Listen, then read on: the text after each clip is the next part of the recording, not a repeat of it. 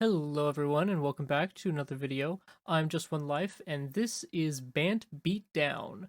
This is not a deck that I constructed. I found the list. Apparently it was used in some kind of standard open. So the goal of this deck is to play all our cards on 2 and 3 mana and win the game super early. It seems like every single tier 1 deck is mono white aggro or mono green aggro. And this basically just combines the best cards of both decks together into one. So we're going to go ahead and take this deck through 5 games in Platinum 1 and see if we can break out into Diamond. So I'll see you in the game. Okay, this is a keeper. We got turn 2 play into a choice of 2 cards for turn 3. We got 3 Briar Bridges. This is a Shark Typhoon artwork. It's pretty neat.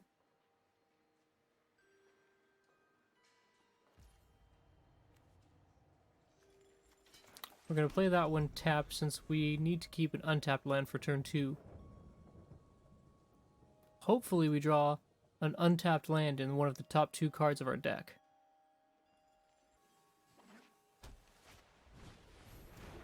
Looks like we're playing against probably mono white. So we're going to play this on white and get our Luminarch online.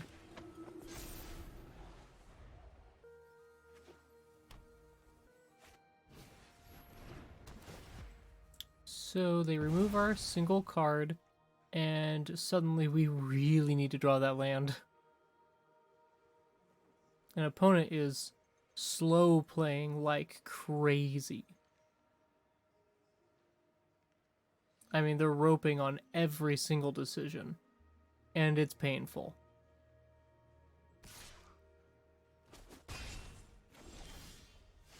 We drew the land! Okay, so we can Brutal Cathar away their Usher, or we can Spellbinder. And I think we need a Spellbinder. Although we could blank their attack with the Briar Bridge. Let's get that in, and then we can Spellbinder next turn.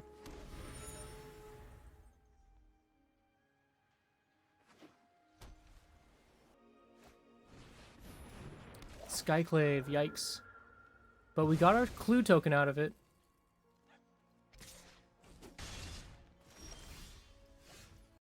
So they took away our Briar Bridge. However, we could just play another Briar Bridge, or we could Brutal Cathar their Skyclave, but that means if they remove our Cathar, they get their Skyclave back and can take another thing. So I'm down for just another Briar Bridge. Unless they have more removal, we blank both of their creatures.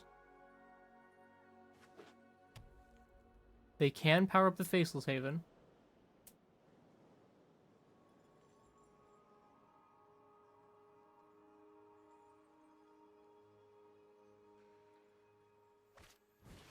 They have another Skyclave. Wow, they are just mono removal. We've taken 3 of our creatures away. I'm going to put this in on blue in case we draw our 2 copies of 1 blue card in our deck. It's like the only thing that makes it Bant. So it's time for just another Briar Bridge. Every turn Briar Bridge. Do they have the 4th removal spell?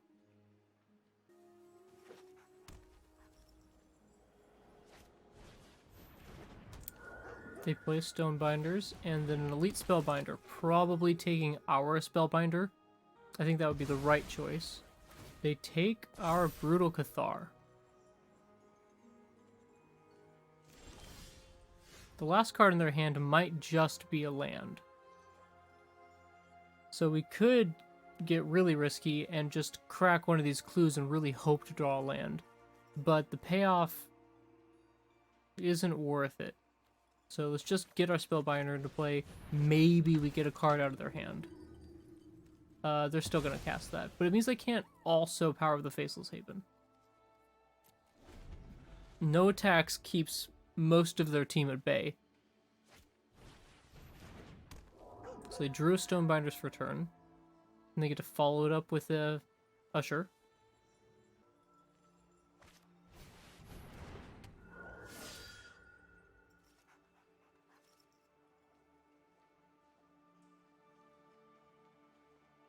opponent looking at their portable hole. They're just touching all their cards. We drew the land. Okay. So we can double spell or we can Brutal Cathar. I think we should get our Luminarch in. And get our Flyer active. Even though it's not going to snipe a card out of their hand, I think that's fine. Now we can start growing this Spellbinder. And if it gets big enough, we can actually attack through theirs. It'll only take 2 more turns for it to get big enough. We'll likely end up Brutal Catharing away their Stonebinder.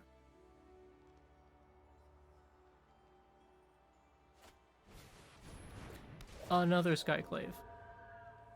Sure, they get to take a 4th creature of ours. It's crazy.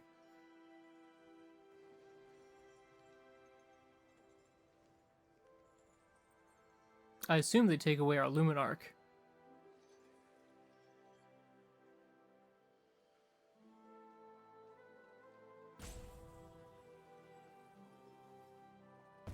They don't take away our Luminarch. We can just grow the other Spellbinder.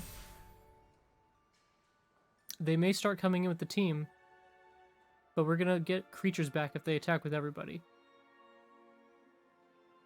I think likely we just see attacks with the Stonebinders, the Spellbinder, and the Ushers.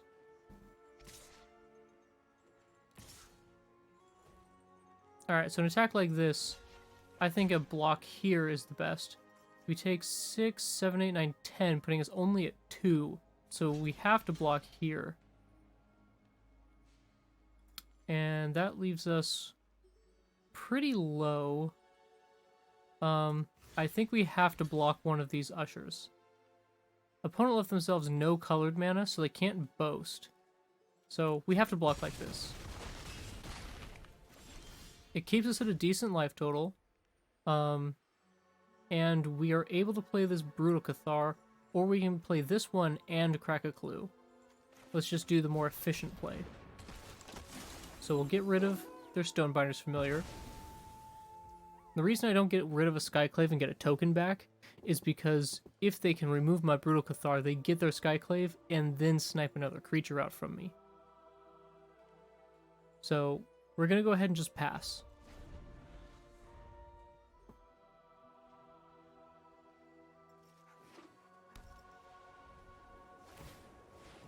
They are powering up the Faceless Haven.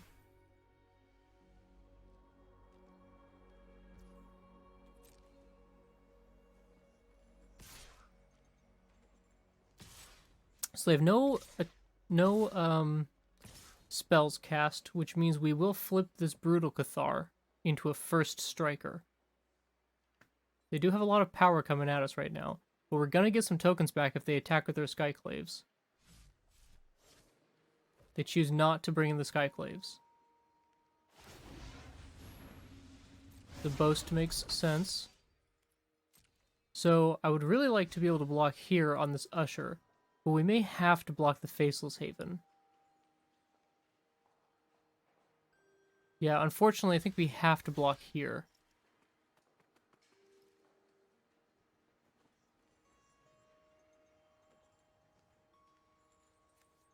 No, they will be powering up another Faceless Haven, even if we block there.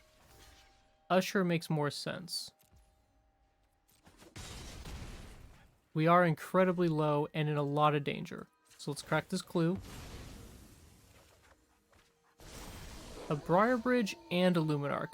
That's a double spell. We do get a first striker if we cast this, though. He comes in on night.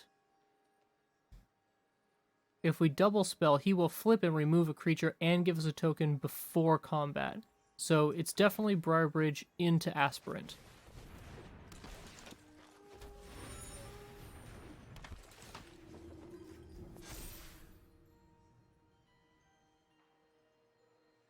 I'm going to come in with the Briar Bridge Tracker because it has Vigilance.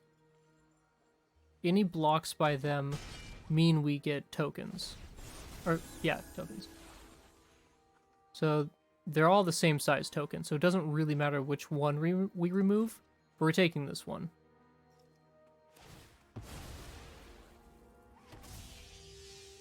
Suddenly, our team is larger than theirs. However, this means they get 2 creatures back. And Skyclave, unfortunately, gets to snipe one of ours.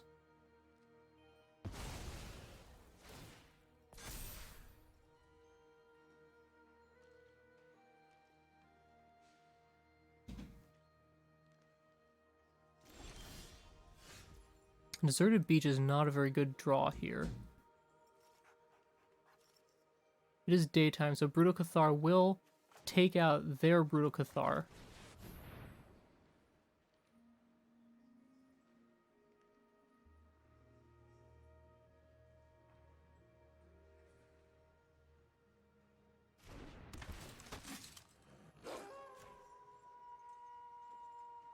Opponent thinks that's a nice play. So when we get ours back, we can take... So taking their Skyclave gives us a token. However, I would rather take out their Stonebinder's Familiar, because when it re-enters, it doesn't have a positive effect for them. And I know opponent's deck has lots of removal. I mean, we've seen so all the way up until here. I think we should grow this token.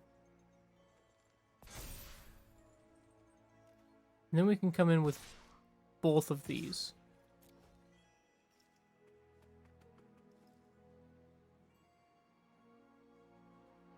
This is a little bit of a risky attack.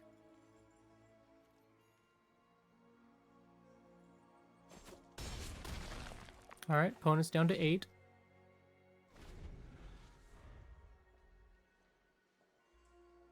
So they can fire up 1 Faceless Haven.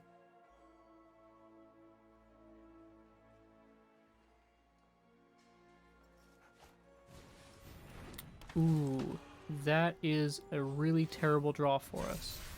And I think that our risky attack... Yeah, it was really, really bad. So we're going to lose our whole team here, and we're only going to take out 2 of their creatures if they make this attack. So our 4/3 blocks their Skyclave. We block with Brutal Cathar, and then we have to... Well, we actually could take 2. He said oops. I wonder why. So we could go Brutal Cathar and Luminarch here. And then just a Brutal Cathar here. This gives us 3 tokens.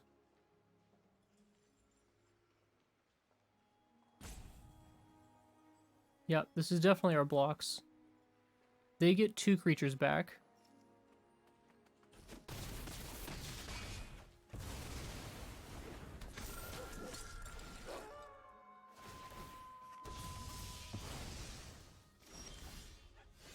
Catilda. This is just a 1/1. It's not quite good enough. I think I'm going to reach for another card. A Lair of the Hydra. Well, that is just pretty close to useless.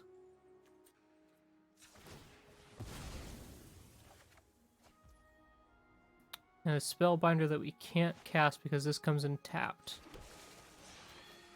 Oh boy. Well, unfortunately, this very difficult game is going to come to an end with mono white on top. There is a reason mono white is a tier 1 deck, whereas Bant Beatdown is not on the tier list at all. Well, they've taken this one, but we move on to the next game.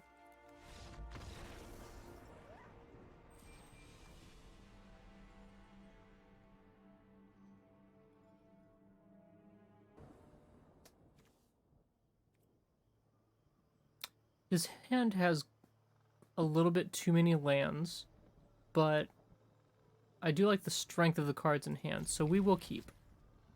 Start off with a Hydra.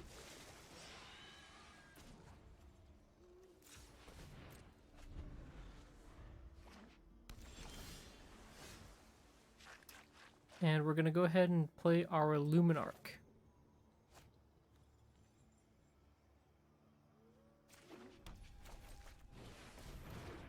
This will be our blue land.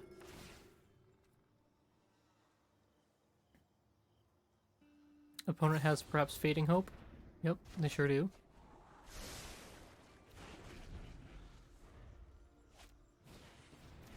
A Ruin Crab. Interesting. We have a mill deck. Okay. I think Raid Dan would be really good next turn, perhaps. It is tempting to play it here. It does make Snowlands come in tapped. I think I'd like to go Raid Dan before Spellbinder, which is kind of surprising. I know Spellbinder is usually the card that is leading the charge against the opponent's hand. Opponent plays Hall, which already would come in tapped. I was hoping to get value out of the tapped Snowlands. So we can play this on blue, and we can cast our Luminarch.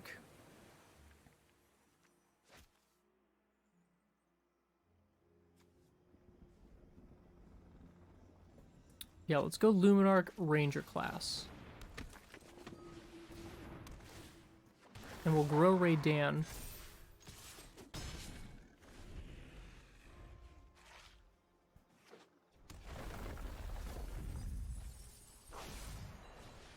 And they got rid of one of our chariots.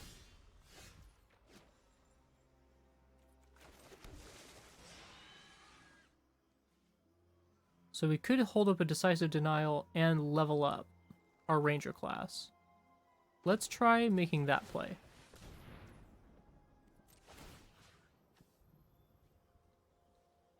I think I'm going to start growing this Luminarch.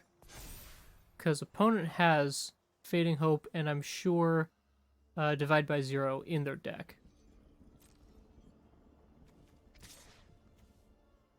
Can't attack or block unless I have 8 cards in my graveyard. I have 9. So it can currently attack and block. Fine. I still think we win this race. Unless they start bouncing our cards to hand.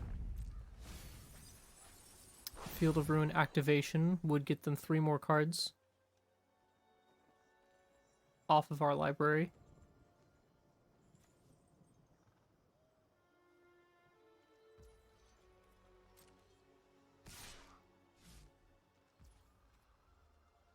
Interesting. No plays at all. Okay.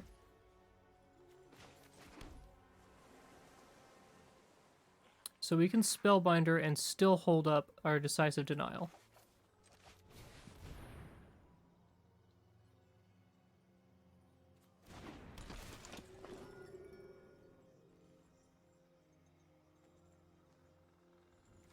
Okay. Tasha's Hideous Laughter would be really good against us. And man, am I glad they didn't cast it. I have no idea why they didn't cast it.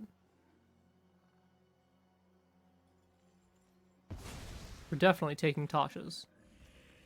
They have a Foretold card here, and I'm not sure what it is.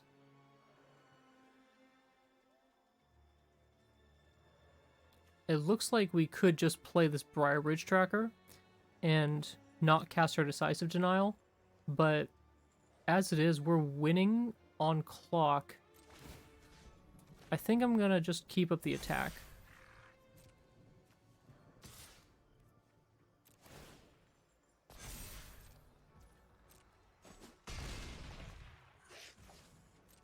This way, if they draw a Divide by Zero, I can still Decisive Denial it.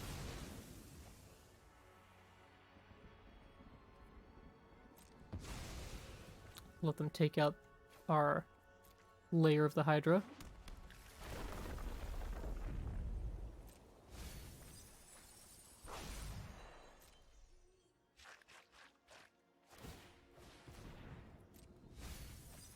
I'm down to 30 cards in library.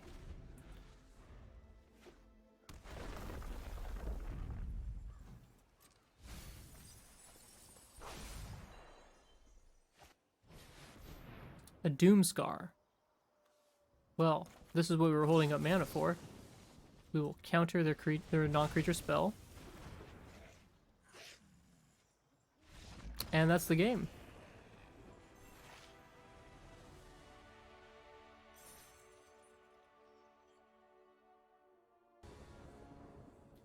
So, we're 1-1.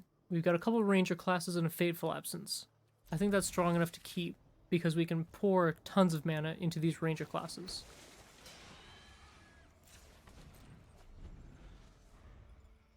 If you're wondering why I tap the Lair of the Hydra, it's because I get priority on every single action if I don't. Even if I hold down this pass turn or click pass turn, it just doesn't do anything.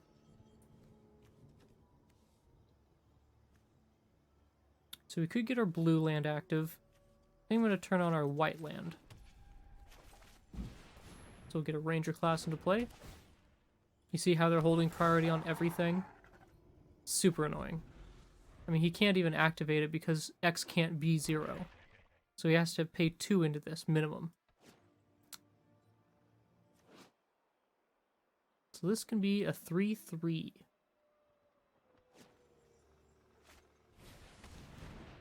Heirloom Mire. Pay 1 mana, pay a life, discard a card, draw a card, mill a card, then put a ritual counter on this. There's 3 ritual counters, transform it into a 4/4 with flying, like an exile card for creature card from a graveyard, and grow. Okay. Good to know. I can Fateful Absence it once it transforms. But here I just want to get a... Ooh, Raid Dan would be pretty good.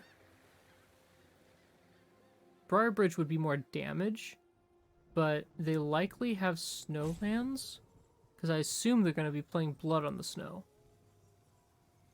Let's get the Briarbridge tracker into play, and we can go Raid Dan next turn. Or next turn we may just go level up Ranger class, play a Ranger class. See, this is not a snowland. So not going Raid Dan was the right choice. It is another mill deck. Strange that I've seen 2 in a row now.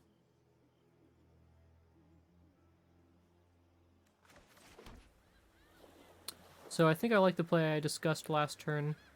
And that's Ranger class plus level up Ranger class. Oh, I don't have 2 green. I'm a fool. Okay. Well, I can hold up Fateful Absence, and then I can investigate.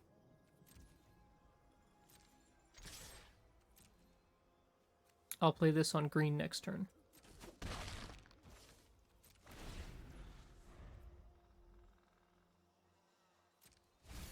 It transforms into a creature that grows. Interesting. Sort of a mill payoff card, but for combat. Usually the goal of mill is not combat.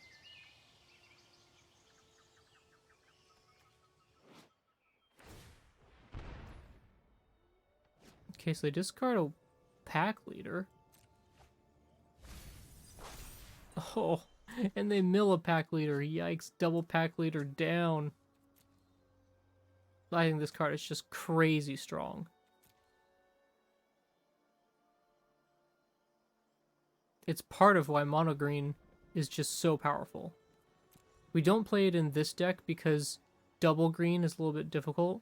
I like more colorless symbols.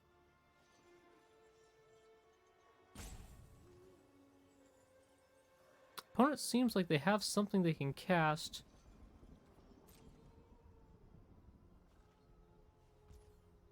Alright, so we're on end step. We're gonna crack this clue. Alright, Plains isn't bad. We're gonna play this on green since we have double blue. Now we can Raid Dan and we can level up one of our Ranger classes. So we'll start with that. Actually, they clearly have kill spells. So if we cast this on artifact side, it gives our creatures some level of protection. So I think I really do want to play Valkmira. Let's go for it. It might be the wrong choice, but you never know unless you experiment, you know? See, it really felt like they had a kill spell open. And if that resolved, they would not have been able to kill our creature because of ward.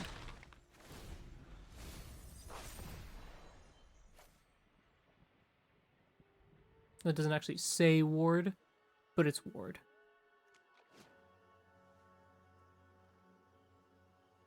So they can grow their mirror if they choose. They're looking at it. I think they're going to discard a card. Yep. They discarded another pack leader. They must hate pack leader. Old stick fingers. Oh, it's big. So we can Fateful Absence that. Play our Forest. 2 Fateful Absence and 2. So we can do everything we want this turn as long as our auto tapper doesn't tap down all of our white sources.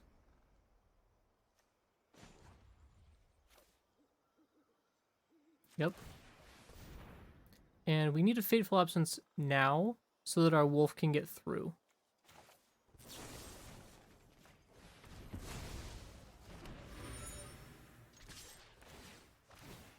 I was trying to hold that Fateful Absence for their Inherited Fiend, but you don't always get what you want. We needed to be able to attack with our wolf in order to grow it.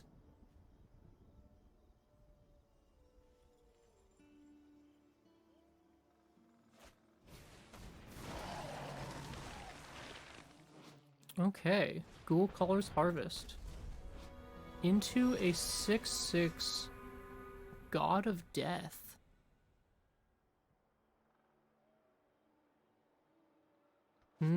So it's going to shrink their team. We seem to have flooded. Luckily, we can see the top of our library. It's another land. We have gotten so unlucky on all these lands.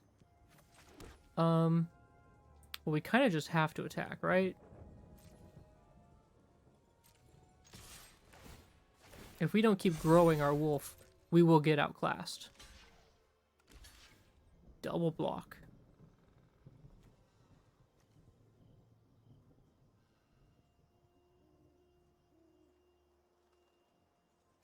I think we kill their god.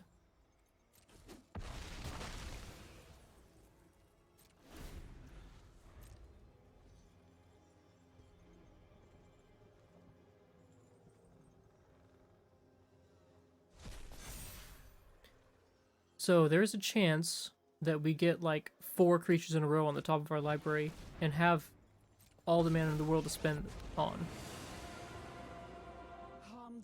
They're gonna make a 5/5 Tree Folk.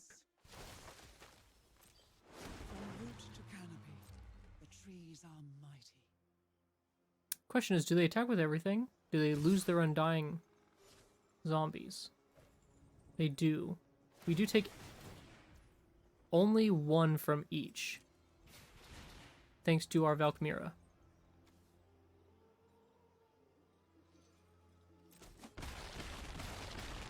Which is pretty sweet. I think Valkmira was the right play. It's fun watching the animation of them all falling apart. It's a ranger class on top. That is terrible. So we can create a huge layer of the Hydra.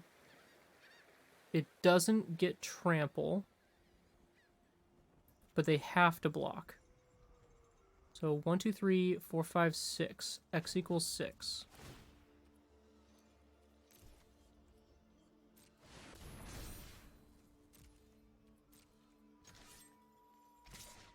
And we're going for their life. Oh yeah, I guess it gets to grow to an 8. Double block. Okay. I think I want to kill the Death Bonnet Hulk more.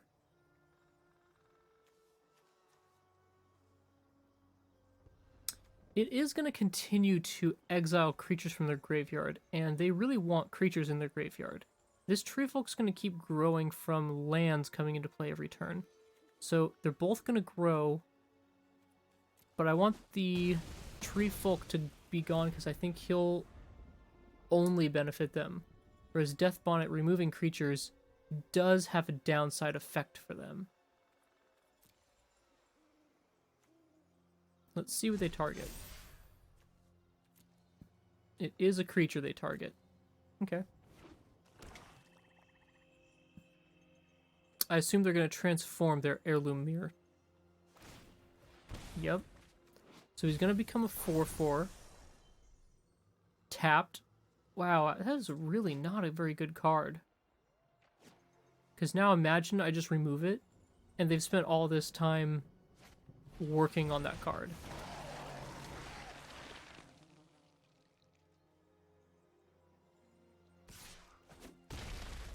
Yep, we take 5 from the Death Bonnet, thanks to Valkmira. They only get 1, and they bin 2 creatures. Finally, we're going to get some payoff from the top of our library.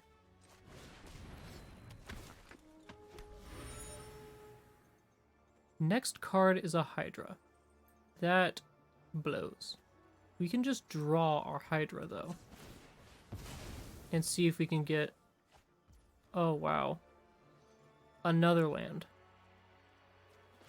Okay. Well, we'll play our Hydra. Get this Ranger class into play.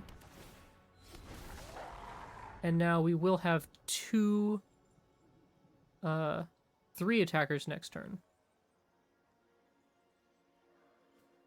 Currently, they only have 2 blockers. They can power up their Hydra to have a 3rd blocker. This is definitely something that can block. Although it's only a 1/1, so it does 0 damage to us and permanents we control. They drew a Mammoth. Okay. If we grow this to a 3/3, our Mammoth doesn't die.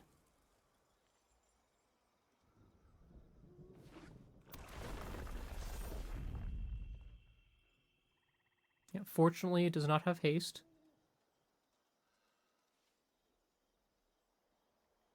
If they attack with both of these, that would be pretty excellent for us. Oh no, we would have to block the Death Bonnet Hulk.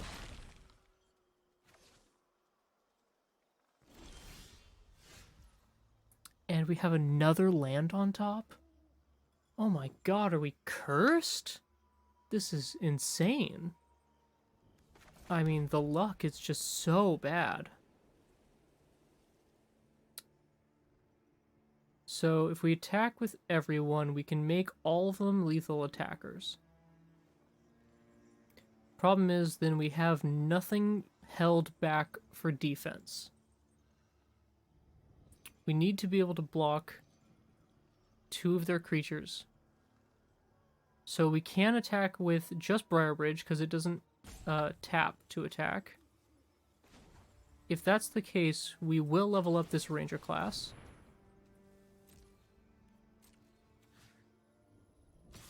And try and kill them with it.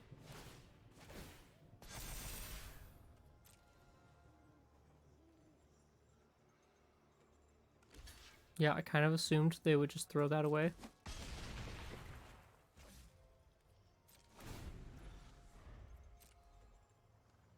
So we have a Hydra activation. We can make it a, let's see, 1, 2, 3, 4, 5, 5. 5 is relevant against Kazandu Mammoth unless they 0 ability their Ren and 7. I assume they're making a Tree Folk.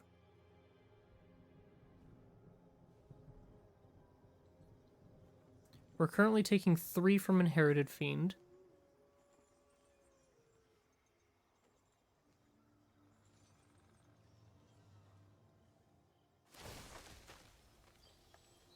Yep, they do make their tree fall. They prepare for war.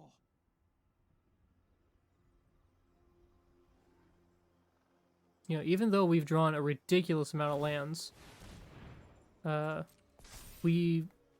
feel like, have navigated this game about as well as we could. Let them make their attacks. Each of those decayed zombies doing 1 damage to us is now relevant. So we will make this our 5/5.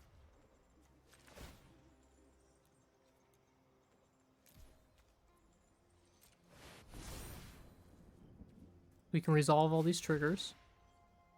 And now we choose blockers. Here's where blockers do the math.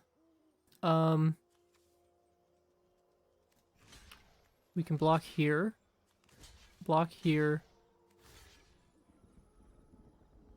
and here. That leaves us taking 3, 4, 5, 6, which is unfortunately exactly lethal. Which means, opponent, you got us. Well played. Well, hopefully we can take another one. We're down to 1 and 2 with this deck. I still believe in this deck's ability to perform. It has a lot of really powerful cards, so we'll see if we can make it at least 3 and 2. See you in the next one.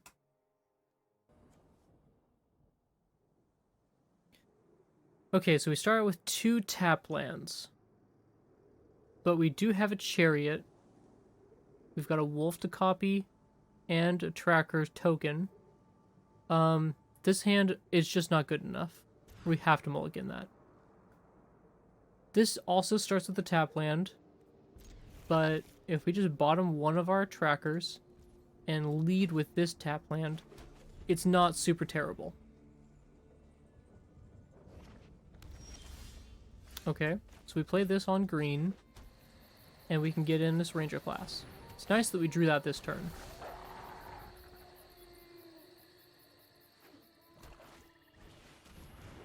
Ambitious Farmhand. Search for a plains and put it into your hand. Coven, you can transform it into a 3/3 lifelinker, but it also costs 3 mana. I suppose it's a ramp spell. It's interesting. Layer comes in tapped. It's unfortunate. We'll just have to level up our ranger class and get in for 3 points of damage.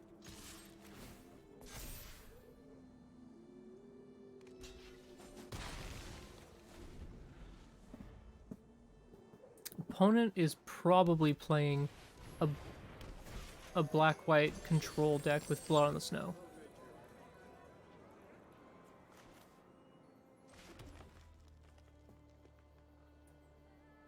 So they can get up to 5 next turn, but they need 6 for Blood on the Snow. If I can Asika's Chariot this turn, I can Spellbinder next turn to take it away from them, or I can just hold up a Decisive Denial. So let's start by getting in with our wolf for 4.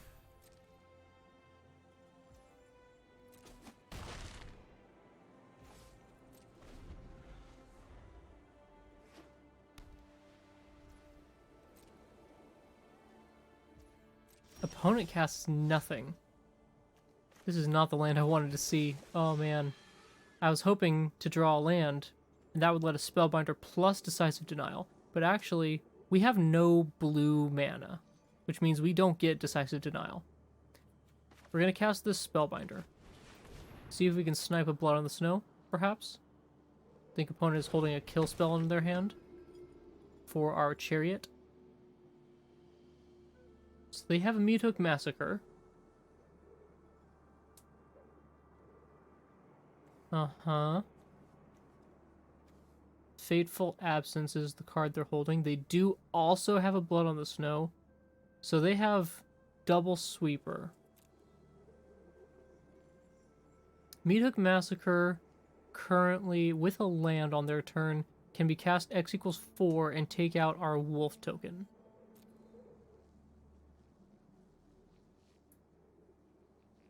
Fateful Absence can take out our Chariot once we crew it. I think we have to take this, man, this is a tough choice. They can still cast Fateful Absence. because it only adds 2 to the cost. So we'll take the Blood on the Snow, since it's the one that provides them some amount of recursion. We're gonna crew the Sisika's Chariot, even though we're sure that it's gonna get destroyed.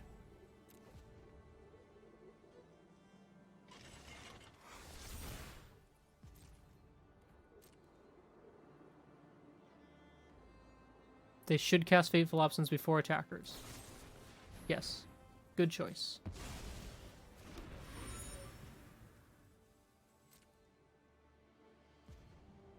Next, let's try and grow this wolf out of range of any Meat Hook Massacre shenanigans.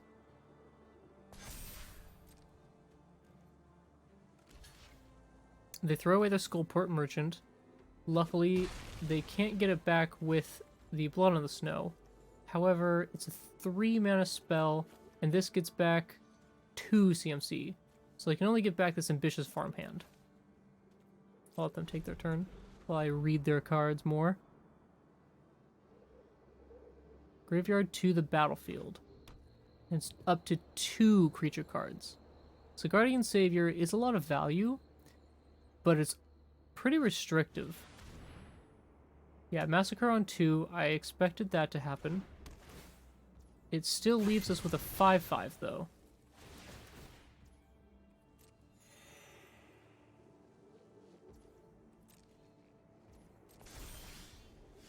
We got Raydan. Raydan makes their non-creature spells 4 or greater cost more, which is incredible.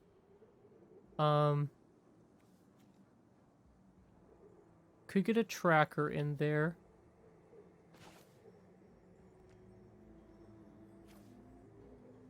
Yeah, I'm gonna get Raydan into play. Getting those non-creature spells to cost more is a pretty big deal. And I'm gonna crack this clue post-combat.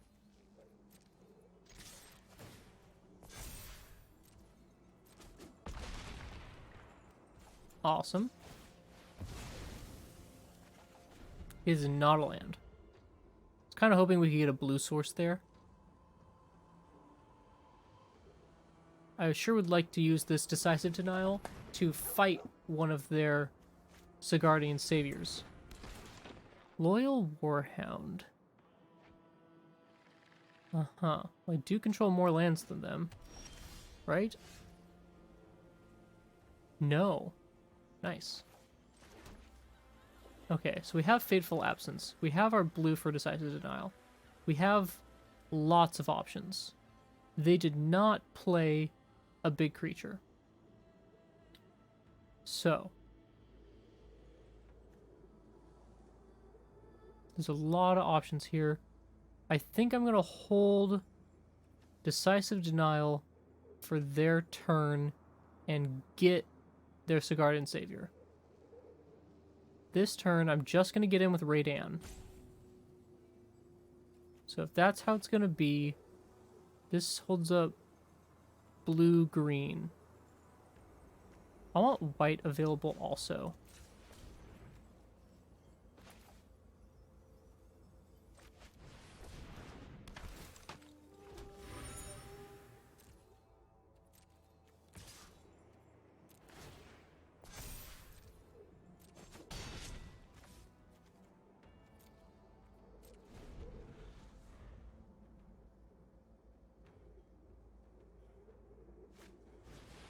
There's our Sigardian Savior. This is only counter non-creature spells, so that does get to resolve.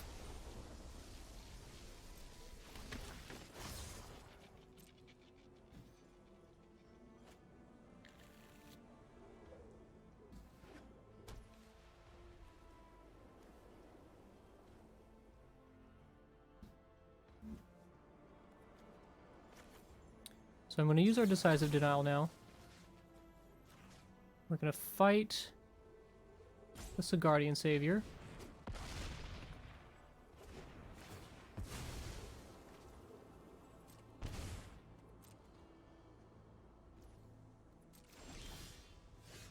We get a land. It's not good for us. play it on white because we have lots of green. And we could power up our layer and try and get in there. We would have 4 attackers.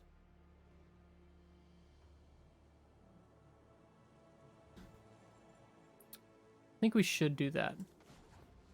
It can be 1, 2, 3, 4, 5. It can be 5, 5. Yeah, that seems great.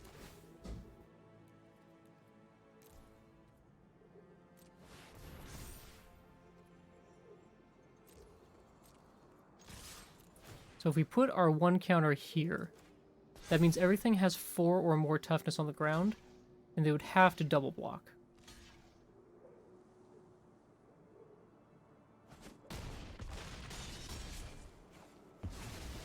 So they're gonna get value off this Sigardian Savior.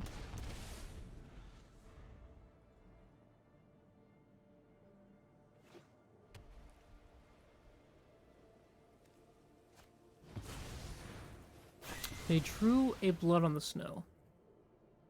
That's unfortunate because now they can cast their other Blood on the Snow.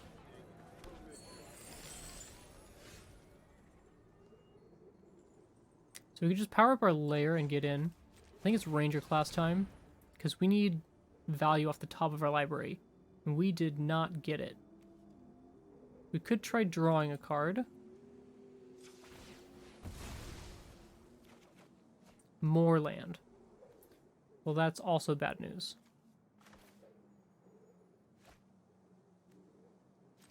Play this on green, and we have a Fateful Absence if we want to use it. I think we're going to end up using it on the Sigardian Savior.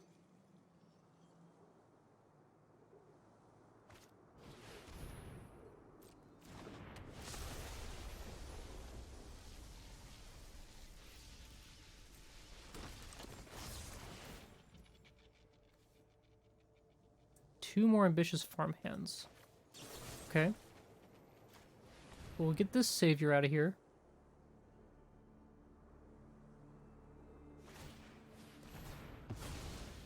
They choose to sacrifice it instead.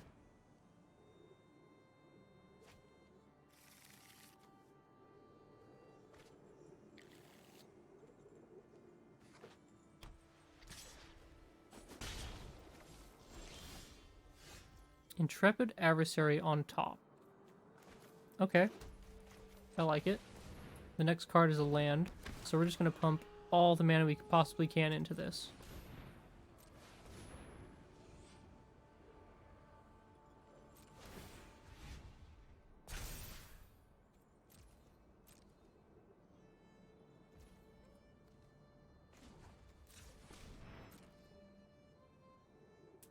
Alright.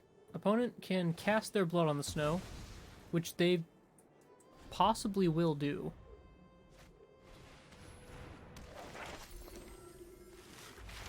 Seems they're not going to.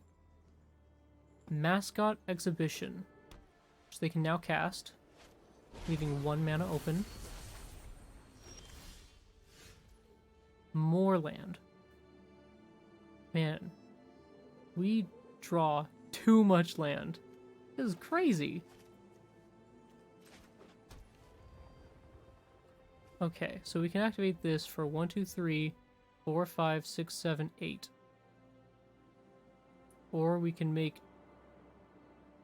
a 3, 3, and a 4, 4 that both get grown by 3.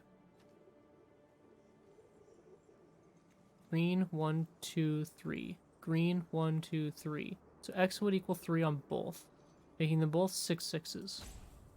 Let's try that.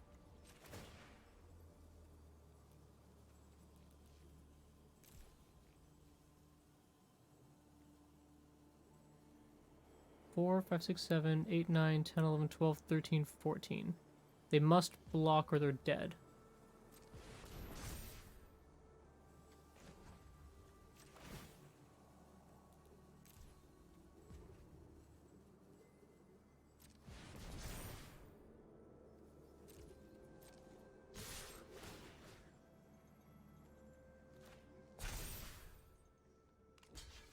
All right.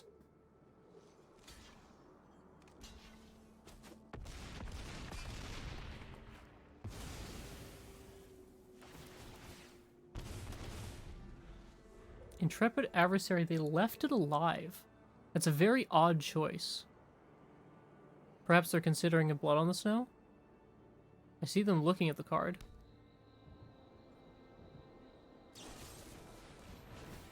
A Fateful Absence. Well, that could be good to help us draw through more of these lands.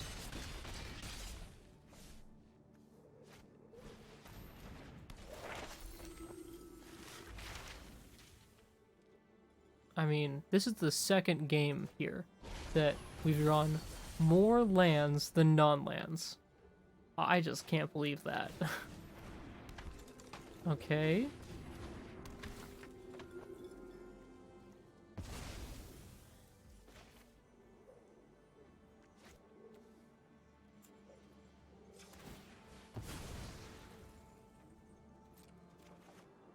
And there's a Raydan, which we could cast frontside or backside, and since they all these little creatures and a bunch of sweepers that Blood on the Snow they can cast, even with Raydan's extra attacks, making it cost 10, I think it's smart to play the backside.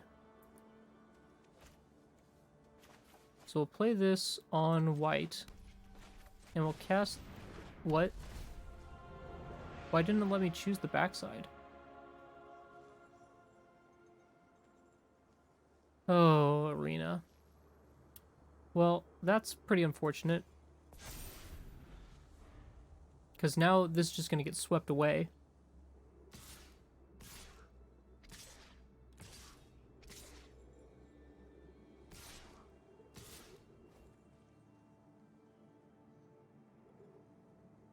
They chose to come in with everything, which would be fine if this was on the backside again. Oh boy.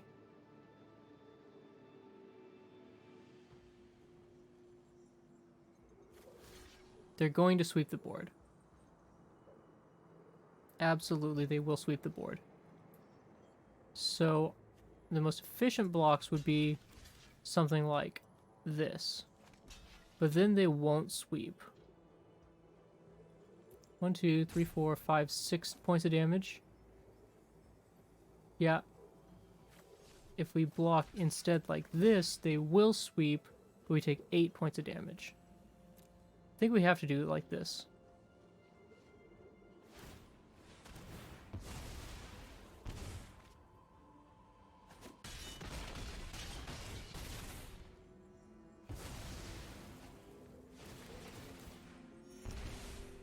So we go to 2.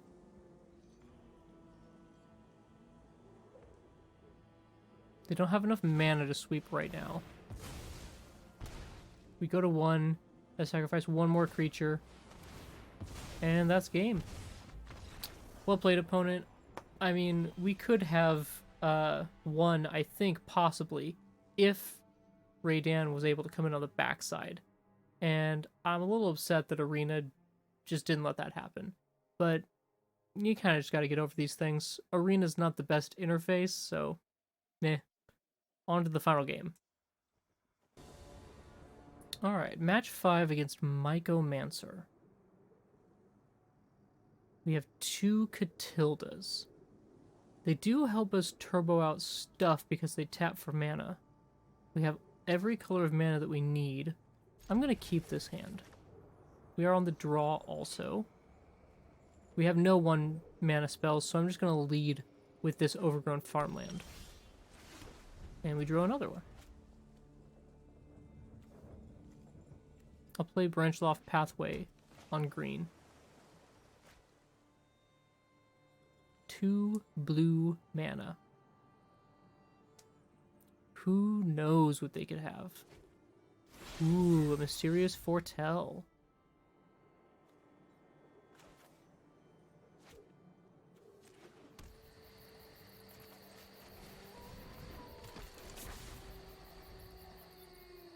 So next turn, we could hold up a Fateful Absence, but I don't think there's going to be anything we can actually cast it with. They are stuck on land.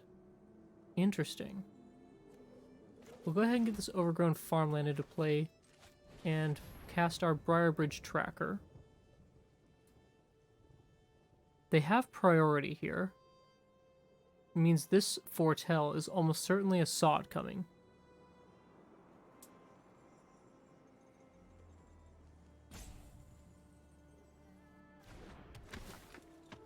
Okay.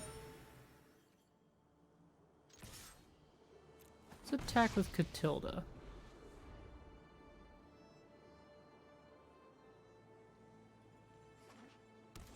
Opponent did draw land. Oh, it was a Jawari. That's funny because we had the 1 mana just from Catilda. Okay, this branched off pathway is coming in on green also. We're now up to 4 mana. We could cash in our clue. We could... we don't have quite enough to activate that because this also taps Catilda. So we could just get a Briarbridge pathway, or Briarbridge tracker in. Let's attack. Nice. We'll cast this Briarbridge. And see what opponent's got. It is a sod coming. Wow. Wonder why they didn't cast it before. It's kind of strange. So we can sack the clue to draw a card. Oh! Wow. That was an anticlimactic ending. I feel like opponent was just stuck on lands. But we did get back to Plat 1. So, I mean, overall, we're back where we started.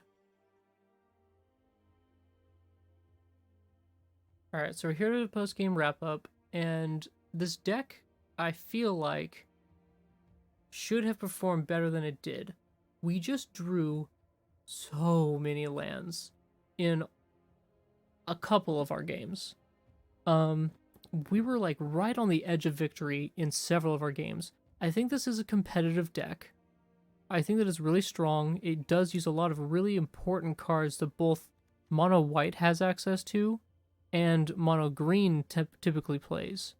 So, you know, I think this deck is worth revisiting. I think I'm going to play with it a little bit more and see if I can break my way into Diamond using this deck specifically. And if I'm able to do that, perhaps I'll revisit this in a future video down the road. Anyway, you know, like, comment, subscribe. Thanks very much, and take it easy.